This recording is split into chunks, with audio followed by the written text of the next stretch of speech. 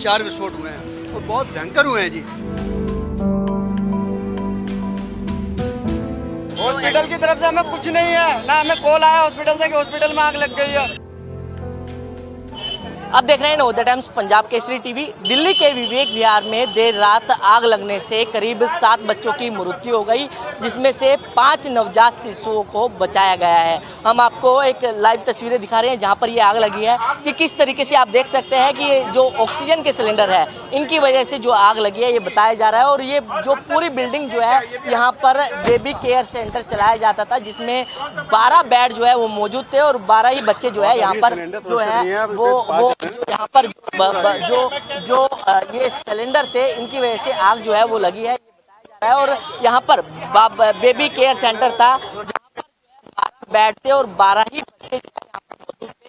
लेकिन आग इतनी भयानक थी कि जो आसपास की बिल्डिंगें थी उनको भी इसने अपनी चपेट में ले लिया। और ये जो आप एम्बुलेंस देख रहे हैं, एम्बुलेंस की वजह से जो है ये बताया जा रहा है कि इसी एम्बुलेंस में जो ऑक्सीजन सिलेंडर थे उनको रिफिल जो है वो किया जाता था, बड़े सिलेंडरों से छोटे सिलेंडरों में जो है वो किया जाता था। और जिस तरीके से एम्बुलेंस जलकर खाक हो गई और ये जो ऑक्सीजन के सिलेंडर आप देख रहे हैं ये जलकर पूरी तरीके से खाक हो गए। और जो बताया जा रहा है, जो वीडियो भी सामने आई है कि शहीद भगत सिंह सेवा दल के जो उनकी तरफ से जो है उन बच्चों को यहाँ से निकाला गया और उनकी मदद से ही वो 5 बच्चे अभी तक जिंदा है। हमारे साथ संटी जी हैं, खुद मौके पर मौजूद थे।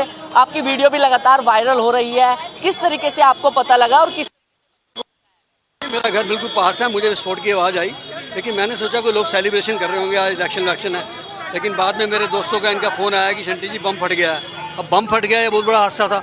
हम यहाँ आए तो पता लगा बम नहीं फटा, ये ऑक्सीजन के सिलेंडर बड़े से छोटे में भर रहे थे और रोज़ भरते थे, कई महीनों से भर रहे थे, सालों से। वो फटा, पहला हॉस्पिटल में घुसा, दूसरा ITI कॉलेज में घुसा, तीसरा फाटक की तरफ गया, चौथा बी ब्लॉक की तरफ, यानी 4 विस्फोट हुए हैं और बहुत भयंकर हुए हैं जी। और मैं बता दूं कि जो घर का जो सिलेंडर होता है उसमें मात्र 1 से 3 किलो के बीच में प्रेशर होता है, इसमें 150 किलो का प्रेशर होता है। आप ये देख रहे हैं, इसमें 150 किलो प्रेशर। ये RDX का काम कर रहा था उस समय। और सबसे बड़ी बात, हॉस्पिटल वाले सब भाग गए। उसके बाद जब हम हॉस्पिटल लेके गए बच्चों को, वहाँ पता लगा 6 मर गए हैं और जो 6 जिंदा थे उनमें से भी एक जो था सीरियस था। तो इसलिए हमने अपना काम कर दिया जो ईश्वर ने कराया। अच्छा, वजह क्या बताई जा रही है, क्योंकि आप मौके पर आए, वजह क्या है इसकी पूरी आपने तहकीकात करी कुछ? वजह यही है जी कि अनऑथराइज तरीके से एक कंपनी है जो मेडिकल का सिलेंडरों को बेचती है बड़े से छोटे में कन्वर्ट करके, और वो धंधा यहाँ कई दिन से चल रहा था। आसपास के मकान वालों ने उसकी ऑब्जेक्शन भी करी है, कई बारी डिपार्टमेंट्स को भी कहा है, लेकिन आज तक सुनवाई नहीं हुई और कल हादसा का रूप ले गया। ये वजह थी जी, ये वजह यही है जो गाड़ी खड़ी है। यानी कितने बच्चे थे उस समय? अगर 12 बच्चे थे जो हम लेके गए, मात्र थे ही 12 अंदर, वो 12 के 12 का हमने रेस्क्यू किया यहाँ से, पीछे से शीशा तोड़ के। तो अब उन लोगों को परेशानी हो रही है, माता पिता से हमने बात करी, उन लोगों को परेशानी हो रही है कि उनका बच्चा पता नहीं लग रहा है कि वो कब। हमारे पास है, किसी को बच्चा ना पता लगे, आप मेरे नंबर पे 8750674433 पे फ़ोन करिए। जो बच्चे नहीं रहे हैं उनकी फ़ोटो भी मेरे पास है, जो बच्चे हैं उनकी फ़ोटो भी मेरे पास है। डी फॉर दिल्ली 237 विवेक विहार में हॉस्पिटल है, D237 में, वहाँ बच्चों का पता कर सकते हैं, या विवेक विहार पुलिस स्टेशन से भी कर सकते हैं। प्रशासन पर सवाल खड़े होते हैं ऐसे जिस तरीके से आग लगती है, तो ऑटोमेटिकली खड़े होगा जी। किस मेडिकल डिपार्टमेंट ने इनको परमिशन दी 150 गज में हॉस्पिटल चलाने के लिए? एक्सप्लोजिव की किसने इनको परमिशन दी? जबकि एक नेसा डिपार्टमेंट है जो कि फरीदाबाद में इसका ऑफिस है, सेंट्रल पूरी इंडिया का, जहाँ एक्सप्लोजिव की परमिशन दी जाती है और 1000 गज से जगह में नहीं दी जा सकती है। ये कैसे चल रहा था यहाँ पे? इसका नेक्सस को पकड़ा जाना चाहिए।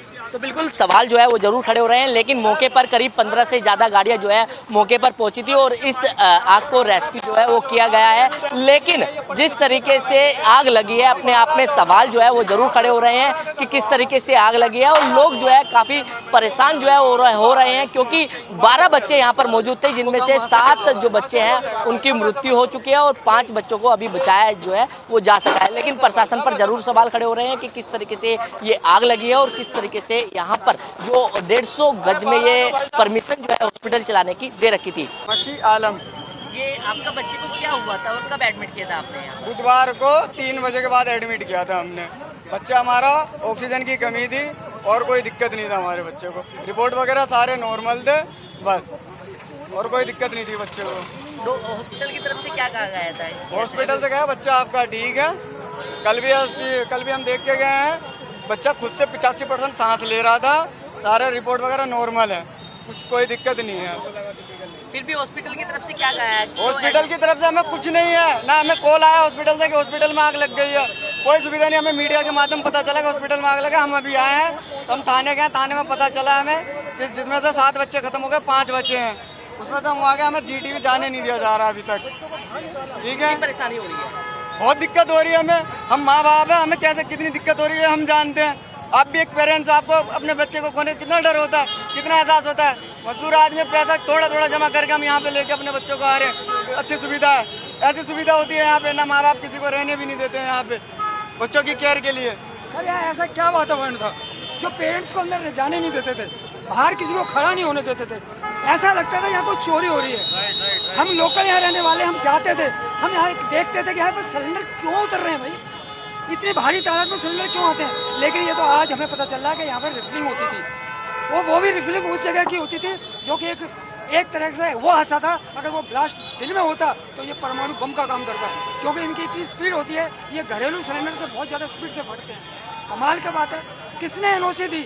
अगर यहाँ शहीद भगत सिंह सेवा दल के बैरिकेड ना आते, शंटी जी ना आते, तो उन 5 बच्चों को भी नहीं बचाया जा सकता था। दिल्ली से कमल कुमार कंसल, नवोदय टाइम्स, पंजाब केसरी टीवी। हमसे जुड़े रहने के लिए हमारे YouTube चैनल को सब्सक्राइब करें और नई वीडियो की नोटिफिकेशन के लिए बेल आइकॉन को दबाएं।